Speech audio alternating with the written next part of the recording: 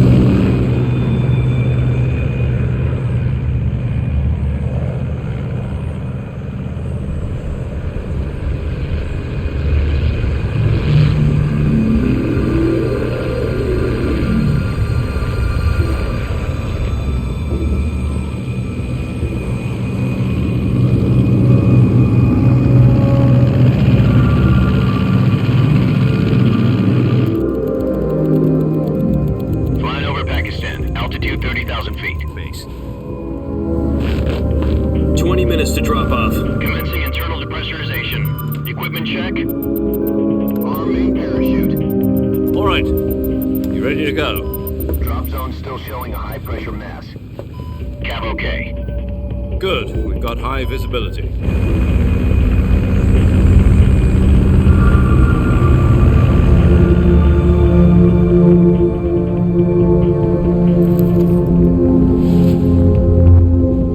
Put out that cigar. Connecting oxygen hose to interior connector. Put on your mask.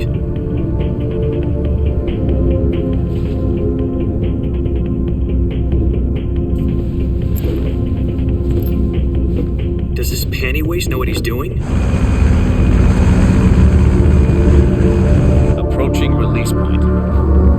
Drop off. Hey, are you deaf? He said put out the cigar and put on your mask.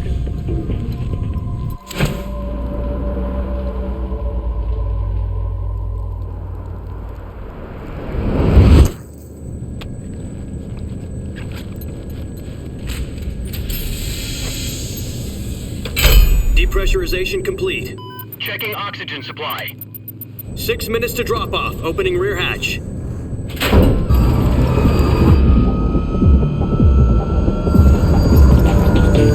Sunrise.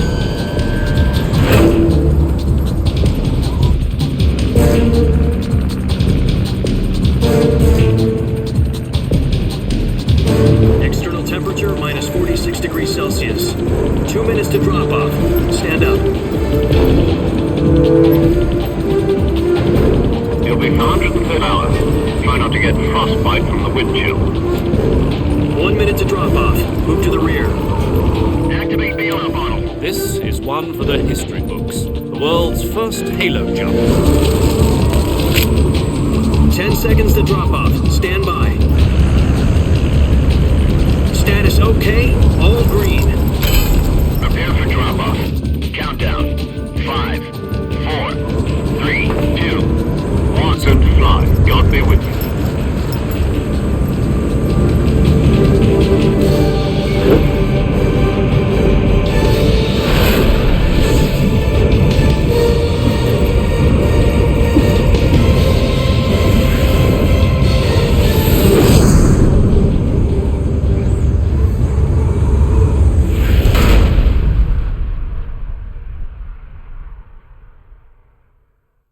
Jack, I've got some important news. The head of the CIA has finally given us the green light for the Virtuous mission. Virtual mission? No, the Virtuous mission. The future of our Fox unit depends on it. If it succeeds, we'll be officially organized into a unit. Virtuous mission? Sounds like some kind of initiation ritual. You know, don't get cocky. This isn't a training op. Right. So what exactly is this wonderful mission? Well, about 2 years ago, a certain Soviet scientist in the West threw one of our moles. His name is Nikolai Stepanovich Sokolov. He's head of the OKB-754 Design Bureau, one of the Soviets' top-secret weapon research facilities, and the East's foremost expert on weapons development. Sokolov? Isn't he that famous rocket scientist? The very same. On April the 12th, 1961, the Soviets achieved the first manned spaceflight in history. The Earth was blue, but there was no God. Well spoken. The rocket that carried Yuri Gagarin into orbit was the A-1, known as the Vostok rocket. Sokolov is said to be the man most responsible for the multi-engine cluster used in that rocket. After Gagarin's flight, Sokolov left rocket development to become the head of the newly established design bureau.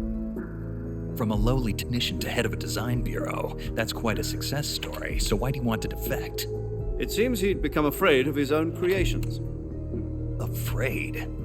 Call it a crisis of conscience. And for that, he left his country and his family behind and went over the fence? Not exactly. One of his conditions was that his family was also to be taken safely to the west.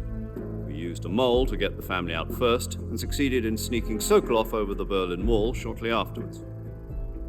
I was the one who conducted the operation. The security on the eastern side was still full of holes back then. Then what? We got Sokolov over in one piece, but the whole ordeal had left him exhausted, and we checked him into a hospital in West Berlin. It took him 2 weeks and more than 600 miles to get from the research facility in the Soviet Union to Berlin. He was in no condition to say anything coherent. And it was only a week later that we had something much... The Cuban Missile Crisis. October the 16th, 1962, President Kennedy received word that the Soviets were in the process of deploying intermediate-range ballistic missiles in Cuba. The President demanded that the Soviets dismantle and remove the missiles. At the same time, he announced a naval blockade to prevent further missile shipments from reaching Cuba. But the Soviets didn't back down. Instantly alert, ships carrying missiles continued on course towards Cuba. US and Soviet forces went on alert for an all-out nuclear war. Frantic negotiations were conducted through the UN's Emergency Security Council and unofficial channels to end the hair-trigger standoff. Finally, on October the 28th, the Soviet Union agreed to remove its missiles from Cuba, and so the world avoided a nuclear holocaust. But in order to get the Soviets to pull their missiles, make a deal. You mean the one where the US agreed to remove its IRBMs from Turkey? No. The Jupiter IRBMs deployed in Turkey were obsolete, and we were going to get rid of them anyway. They had no strategic value whatsoever to either the US or the Russians. The Turkey deal was a ruse, a cover story that was fed to the other intelligence agencies around the world. So what did the Russians really want? Sokolov. They wanted us to return Sokolov. You mean the Soviets pulled out of Cuba just to get their hands on Sokolov? That's right. What the hell was he working on? At the time, we had no idea. We were running out of time. It was either give up Sokolov or risk full-scale nuclear war. In the end, we had no choice. President Kennedy gave in to Khrushchev's demand. The next day, I got Sokolov out of the hospital, handed him over to agents on the... Sokolov kept on screaming, "Save me," until he disappeared from my sight. Then a month ago, we received some new information from one of our moles. About Sokolov? Yes. He was taken back to the research facility and forced to continue working on the weapon in question under KGB supervision. What's more, it's on the verge of completion. So what kind of weapon is it? Something to do with space rockets? No, missiles. Same technology. I guess you're right. We don't know the details, but it appears to be a new kind of nuclear device. For half a year now, the Soviets have been conducting frequent nuclear tests at Semipalatinsk. Something to do with the weapon, I assume. We're talking about a secret weapon so big that Khrushchev was ready to pull out of Cuba to get it back. Is Sokolov still in the facility? No. According to our intelligence, EE.UU, a place in the mountains about 3 miles to the west, is the Virgin Cliffs. The Virgin Cliffs.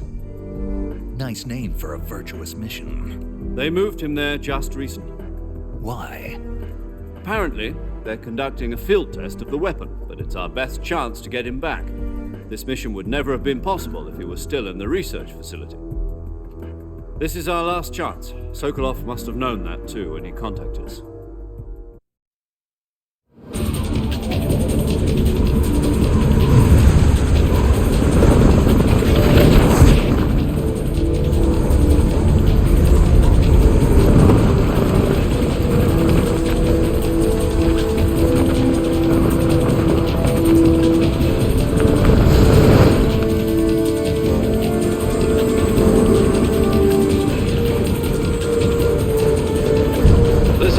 locate Selino-Yask in the Soviet mountains, ensure the safety of Sokolov, and bring him back to the west.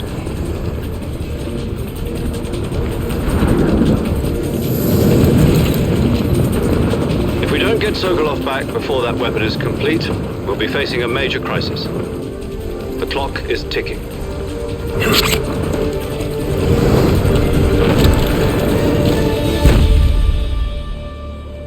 Once we've confirmed the rescue of Sokolov, stand by at the recovery point. A recovery balloon will be dropped at that point. Helium will be pumped into the balloon to inflate it. The process takes about 20 minutes. Once it's complete, the gunship's arm will latch onto the balloon and pull it up. The Fulton surface-to-air recovery system. I'm familiar with the theory. Take it easy. It's been combat-proven. Do you think Sokolov... The shock will be less than a parachute jump. Arm can handle up to 500 pounds. So you're planning on going over the border in a single combat talent? She's equipped with two 6-barrel 20mm Vulcan cannons, as well as two 40mm machine guns. Sounds like she could hold her own against a battalion of tanks. Even with the fuel in the reserve tank, we're facing a 4-hour time limit. If all goes well, it shouldn't take more than a few hours. Home in time for dinner. But if anything goes wrong, you'll be eating dinner, breakfast, and all the rest of your meals in the jungle.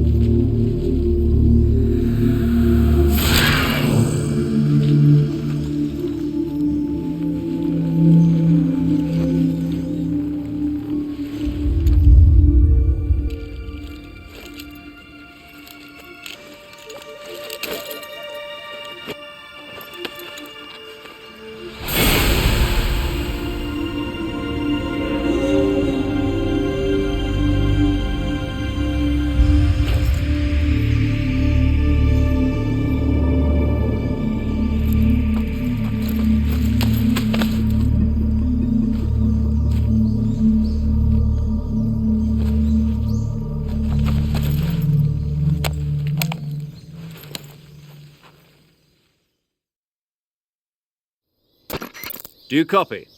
You're already in enemy territory, and somebody might be listening in. From here on out, we'll be using code names to refer to each other. Your code name for this mission will be Naked Snake. I'll be referring to you as Snake from now on. You're not to mention your real name. Snake? What, you don't like snakes? What do you mean? You've eaten one before, haven't you? In survival training. I'm glad to hear that. I don't know if I'd ever order one in a restaurant, but... Be careful, you might not have a choice. What about you, Major? What should I call you? Let's see. I'll be Tom. Call me Major Tom. This will be a sneaking mission. You must not be seen by the enemy. You must leave no trace of your presence. Is that clear? This kind of infiltration is the Fox unit's speciality. In other words, weapons and equipment are procured on site. That goes for food as well. You're completely naked, just as your name implies. Great. Now I see why you asked me if I like snakes. I suppose calling me Snake was your idea of a joke, too. No. There's a good reason for that. I'll tell you later when the time is right. Gotcha. Getting back to the subject, how exactly am I supposed to feed myself? You've been issued a knife and a tranquilizer gun. Use them to hunt for food. You'll also find some medical supplies in your backpack. Yeah, about the backpack. I lost it in a tree on the way down. I see. Well, you'd better go back and get it then. You know where it is? No problem. I can see it from here. It's stuck on a branch. To climb a tree, stand in front of a tree that's covered in ivy and press the action button. I'll be monitoring your progress over the radio. We We can't risk violating Soviet airspace, but I'll be in the gunship. My frequency is 140.85. I'll give you a call if I need to talk to you. If you need to talk to me, use the send function. Okay, Snake, go get your backpack.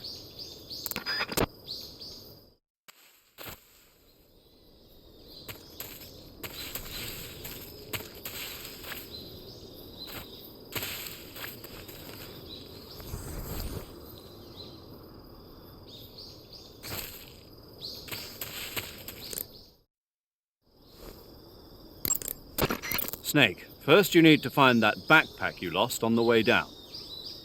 Your backpack got caught on a tree to the north.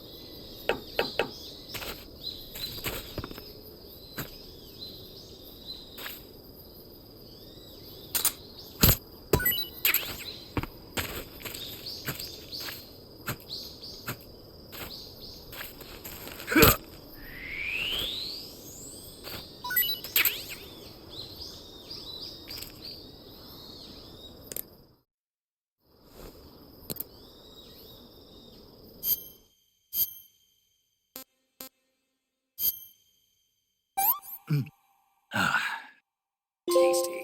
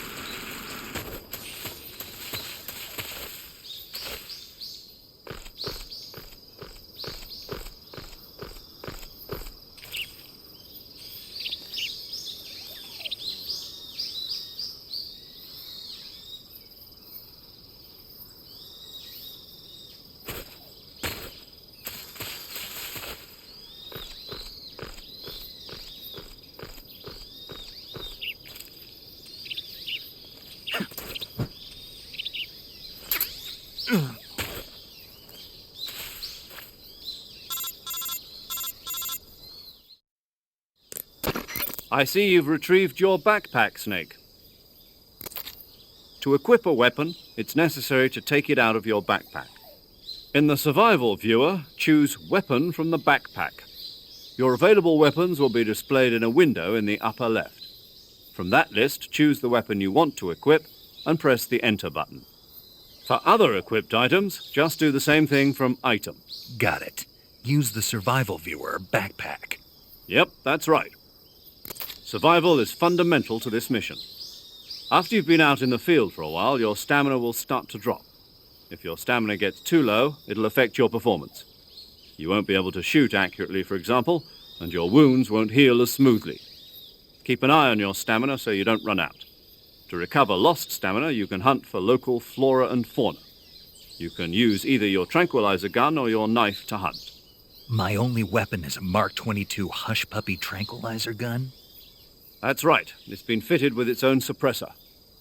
However, the suppressor will deteriorate every time you fire. Once its durability reaches 0, the noise suppression effect will be gone. So don't get too trigger happy with it. The suppressor's durability is shown in the icon. Any weapons and equipment beyond what you're carrying now, you'll have to find as you go. I have to find my own weapons and equipment? Whose crazy idea was this anyway? Solo covert actions are standard Fox operating procedure. You can't leave any traces of your presence. No weapons, equipment, footprints, sweat, or bodily waste. The same goes for bullets and cartridges, too. Your presence in enemy territory is already a violation of international conventions of warfare. There aren't supposed to be any American soldiers in Russia. It could spark an international incident. You can't let anyone see you. You can't let the enemy know you're there. This is a stealth mission. You're a ghost, Snake, in every sense of the word. And there'll be no rescue if you're captured. The military and US government will deny any involvement in the affair. Then I'll just have to take care of myself, huh? I'm afraid so. You've been given a fake death pill for that purpose. SIS guidelines stipulate that soldiers on covert ops like this one be issued a potassium cyanide capsule. Tape it to your body so you can take it when you need to. How generous of you. Use it if you're taken prisoner by the enemy. It'll send you into a state of false death for a short time. Fooling them into thinking that I'm really dead. So how do I come back to life? Just take the revival pill. You mean that thing they put in my tooth before the mission? That's the one. But be careful. If you remain in a state of false death for too long, nothing will be able to bring you back. Remember that. I'll keep it in mind. You said this was a solo mission, right? Right. I guess that means I can't count on any reinforcements. Correct. The mission rests entirely in your hands. A real one-man army. Relax. There's a support team ready to back you up over the radio. Who? I'll introduce them to you. This time, survival is of utmost importance. The first member of the support team will be in charge of monitoring your physical condition, acting as a medic, so to speak, as well as recording your mission data. She's a member of Fox as well, and she's here on the gunship with me. She? Hello, Snake. I'm paramedic. Nice to meet you. Paramedic. As in a medic who comes in by parachute. Aren't you going to tell me your real name? Are you going to tell me yours, Mr. Snake? My name, huh? It's John Doe. And they call you Jack for short. You're a regular Captain Nemo. A name means nothing on the battlefield. After a week, no one has a name. What's your name? Jane Doe. Very funny. I wasn't joking, but I'll tell you my name only if you manage to make it back alive. My frequency is 145.73. She's also in charge of recording your mission data. Whenever you want to save, send a message over the reserved save frequency, 140.96. So saving lets me record my mission data. That's right. It also records the state of your health. Good to know. There's one more person I want to introduce you to, Snake. Huh? Speaking of snakes, you remember the boss, don't you? A legendary soldier and your mentor. Actually, it was the boss that got the DCI's authorization in the first place. She's going to be serving as Fox's mission advisor. The boss is? She also helped me plan this mission. She and I were at SAS together. Jack, is that you? How many years has it been? Boss? That's right. It's me. Oh. Talk to me. Let me hear your voice. It's been 5 years, 72 days, and 18 hours. You've lost weight. You can tell just by the sound of my voice. Of course I can. I know all about you. Really? Well, I don't know anything about you. What's that supposed to mean? Why'd you disappear on me all of a sudden? I was on a top-secret mission. You didn't need me anymore. But there were still so many things I wanted you to teach me. No, I taught you everything you needed to know about fighting techniques. I taught you all I could. The rest you needed to learn on your own. Techniques, sure. But what about how to think like a soldier? How to think like a soldier? I can't teach you that. A soldier needs to be strong in spirit, body, and technique. And the only thing you can learn from someone else is technique. In fact, technique doesn't even matter. What's most important is spirit. Spirit and body are like two sides of a single coin. They're the same thing. I can't teach you how to think. You'll just have to figure it out for yourself. Listen to me, Jack. Just because soldiers are on the same side right now doesn't mean they always will be. Having personal feelings about your comrades is one of the worst sins you can commit. Politics determine who you face on the battlefield. And politics are a living thing. They change along with the times. Yesterday's good might be tomorrow's evil. Is that why you abandoned me? No, it had nothing to do with you. I already told you, Jack. I was on a top-secret mission. A soldier has to follow whatever orders he's given. It's not his place to question why. But you're looking for a reason to fight. You're a natural-born fighter, but you're not quite a soldier. A soldier is a political tool, nothing more. That's doubly true if he's a career soldier. Right and wrong have no place in his mission. He has no enemies and no friends. Only the mission. You follow the orders you're given. That's what being a soldier is. I do whatever I have to get the job done. I don't think about politics. That's not the same thing. Sooner or later, your conscience is going to bother you. In the end, you have to choose whether you're going to live as a soldier or just another man with a gun. There's a saying in the Orient, loyalty to the end. Do you know what it means? Being patriotic. It means devoting yourself to your country. I follow the president and the top brass. I'm ready to die for them if necessary. The president and the top brass won't be there forever. Once their terms are up, others will take their place. I follow the will of the leader, no matter who's in charge. People aren't the ones who dictate the missions. Then who does? The times. People's values change over time, and so do the leaders of a country. So there's no such thing as an enemy in absolute terms. The enemies we fight are only enemies in relative terms, constantly changing with the times. As long as we have loyalty to the end, there's no point in believing in anything, even in those we love. And that's the way a soldier's supposed to think? The only thing we can believe in with absolute certainty is the mission, Jack. All right, but do me a favor. What is it? Call me Snake. Snake?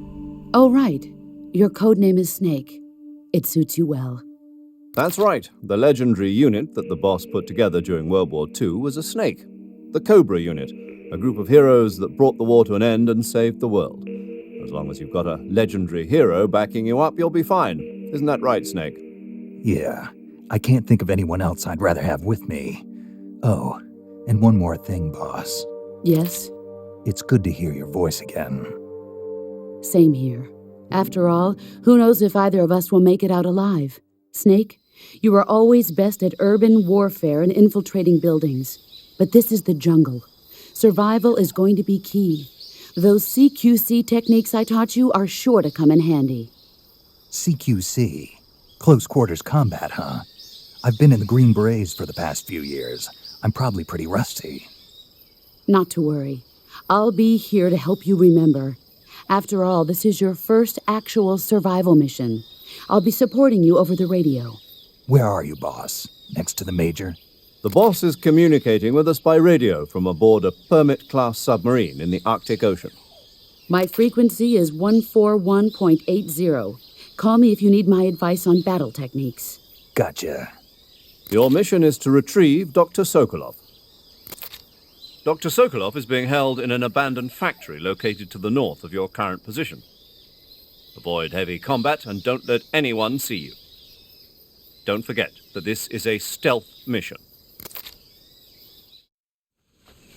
Snake, try to remember some of the basics of CQC.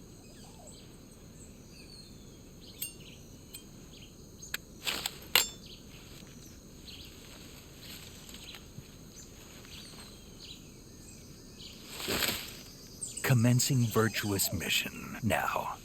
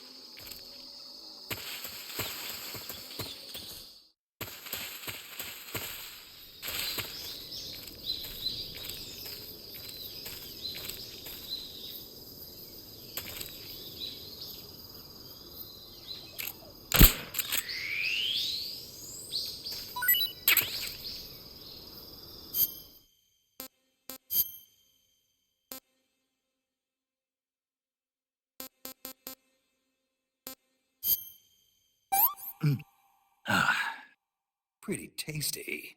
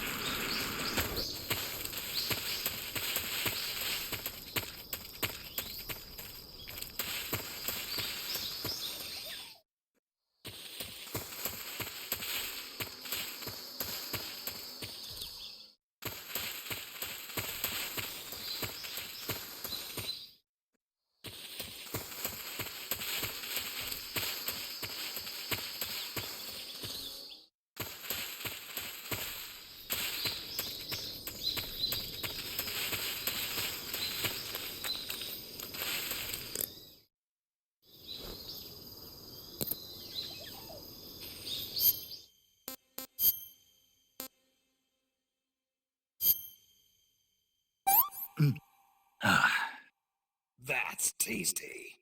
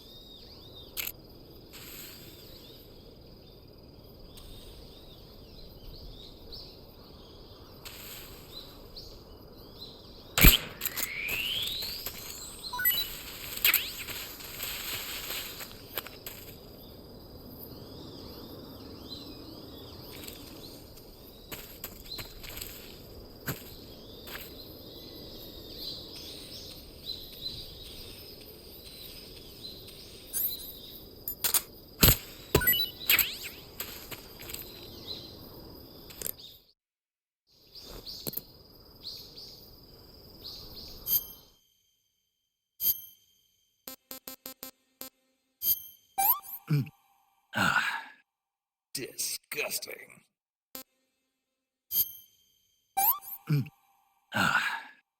Sick.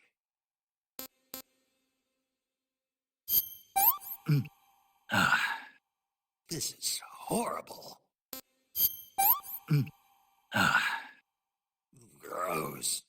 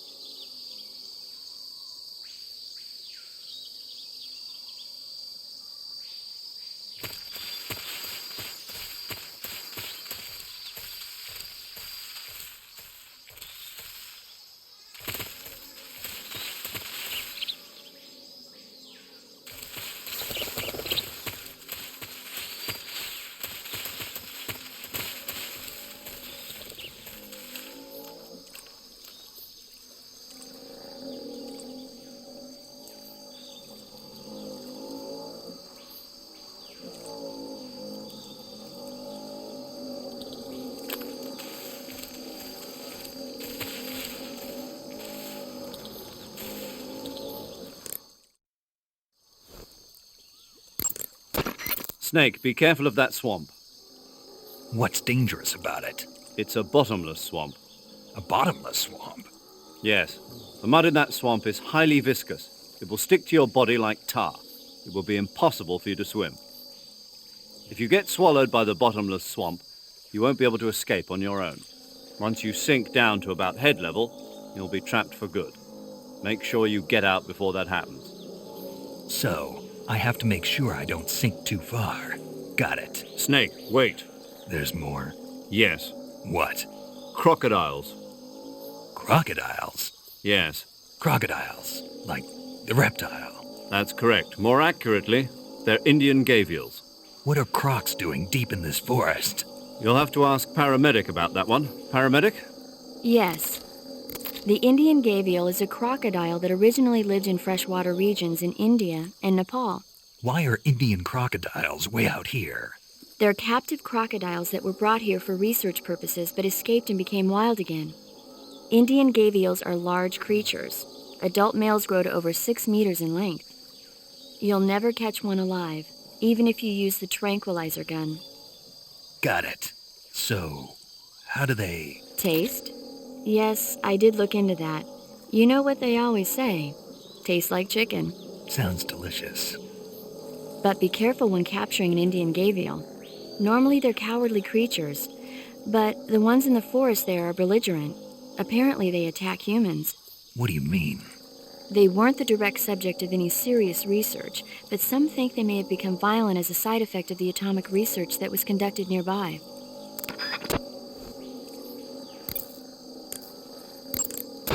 I see you caught yourself a reticulated python. The reticulated python is said to be the longest snake in the world. The biggest ones can grow up to 10 meters in length.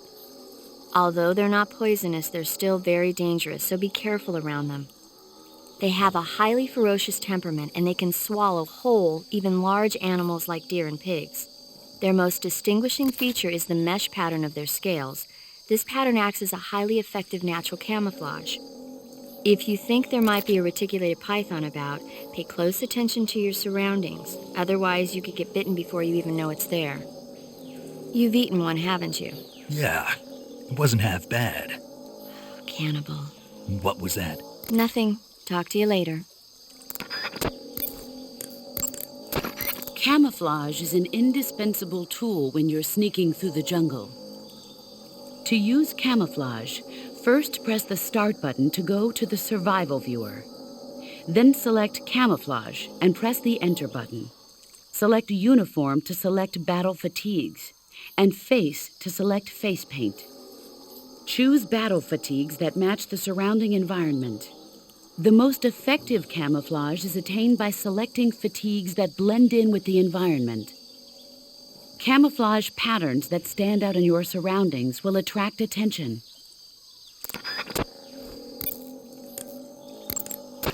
The gauge below your life gauge is your stamina gauge.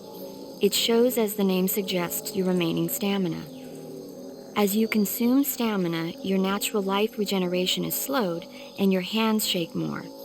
Your O2 gauge and grip gauge also become shorter.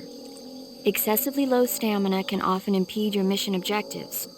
Make sure you replenish stamina before that occurs. Snake, you will encounter Baltic hornets' nests in that area. Baltic hornets are a variety of hornets that inhabit that area. The difference between them and other hornets is that they produce honey in their nests. Inside the nests are larvae, pupa, and adults. You can eat them all. In particular, the honey you find inside the nest is delicious and full of nutrients. It's easy to digest and helps pep you up when you're feeling tired. In short, it's the perfect survival food. Honey can also be used as a burn ointment. When honey is applied to a burn, it creates a protective coating over the skin. When you knock down a hornet's nest, a burn ointment will appear along with it, so don't forget to pick it up. Of course, the hornets aren't going to give up their nest without a fight. If you knock a nest down, a large swarm of hornets will come flying out, so be careful.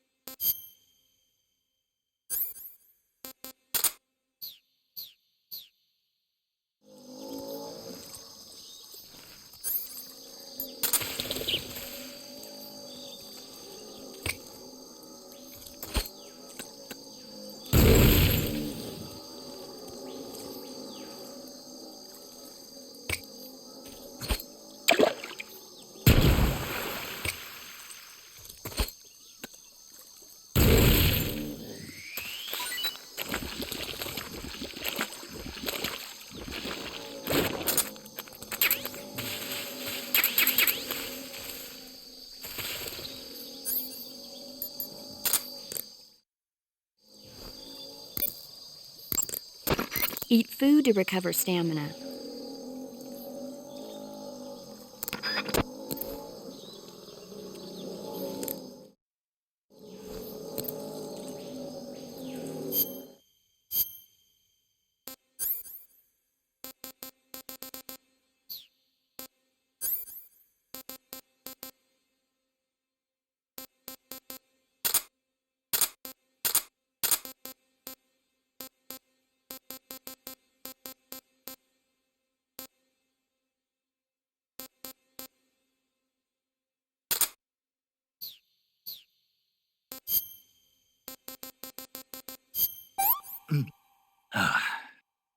Not too bad.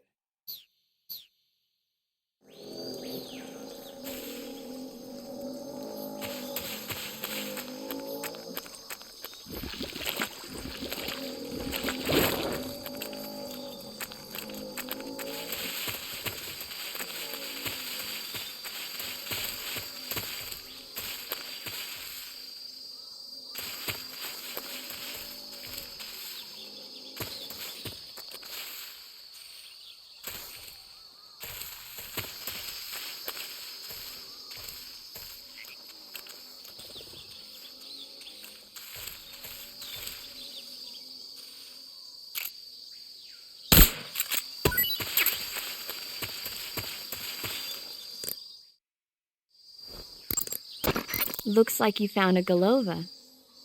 Galova? Yeah, it's a fruit that's found only in that region. It's related to the jackfruit, which is commonly found in Southeast Asia. Jackfruit, huh? Yep, he's a cannibal. Huh?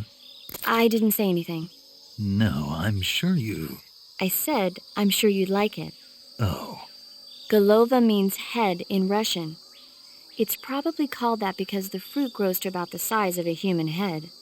It's supposedly pretty good to eat with a uniquely sweet flavor. The fruit itself is fairly large, so you can make a meal out of it. Galovas grow directly off the trunk of the tree. If you're running low on stamina, it might be a good idea to keep an eye on the tree trunks. To take a rest, all you...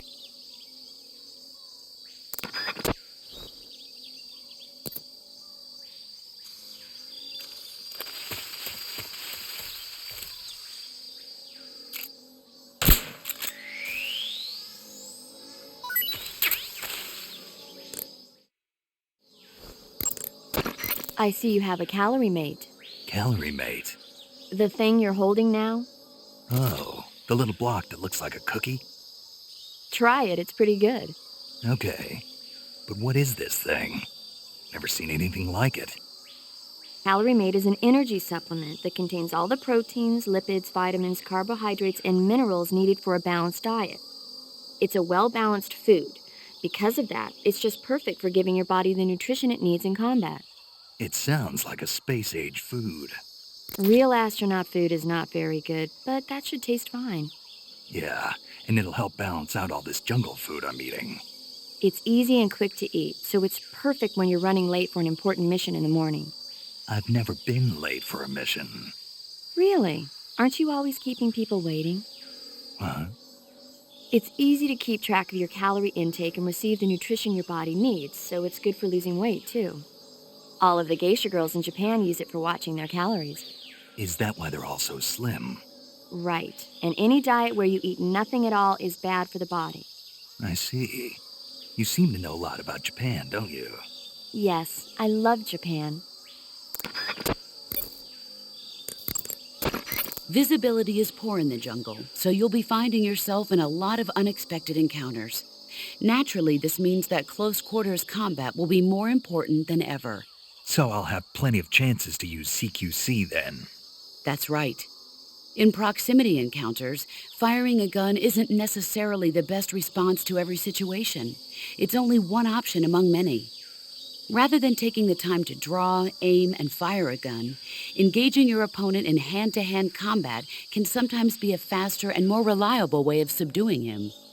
Besides, in a sneaking mission like this one, it's too dangerous to go around firing your gun. You'll end up revealing yourself to the enemy. Yeah, I know. You created CQC to deal with exactly this type of situation. With your help, of course. In a battle situation, you'll only have a split second to decide how to attack. Use the weapon button to attack using a weapon, and the CQC button to attack using CQC.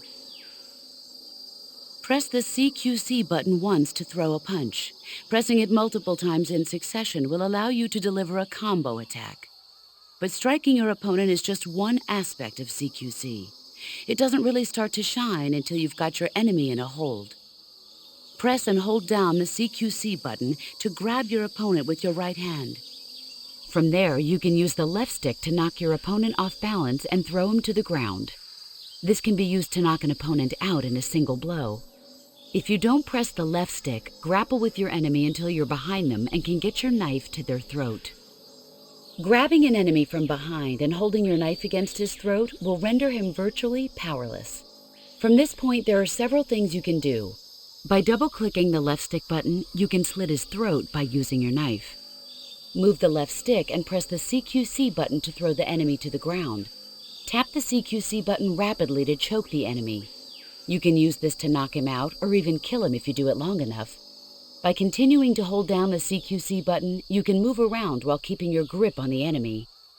By pressing the weapon button, you can aim your currently equipped weapon at another enemy. With their comrade acting as a human shield, the enemy will be reluctant to attack you.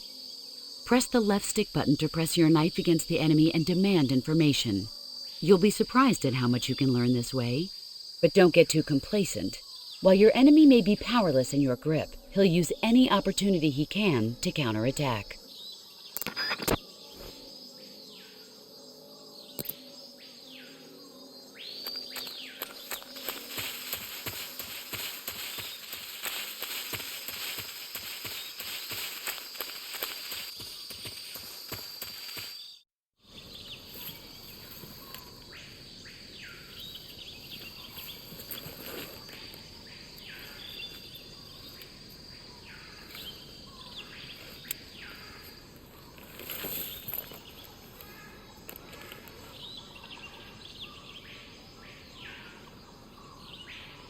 Major, I've spotted 2 enemy soldiers. They're probably KGB troops sent to guard Sokolov. AK-47s and grenades. Snake, your presence in Soviet territory is already a violation of international law. We can't let the Kremlin find out that the CIA and the American government are involved. Contact with the enemy is strictly prohibited. Don't engage them in battle either. This is a stealth mission. Got that? The Major is right. The point of this mission is to sneak through the jungle without being seen. The success of the mission depends on how well you use your camouflage. Change your camouflage by selecting Camouflage from the Survival Viewer. The Uniform option lets you pick your uniform, while the Face option lets you change your face paint. Choosing camouflage that blends in with your surroundings will help you conceal yourself more effectively. Also, don't forget that anything that moves will stand out in the jungle. If you just stand up and run around like an idiot, you're bound to be spotted.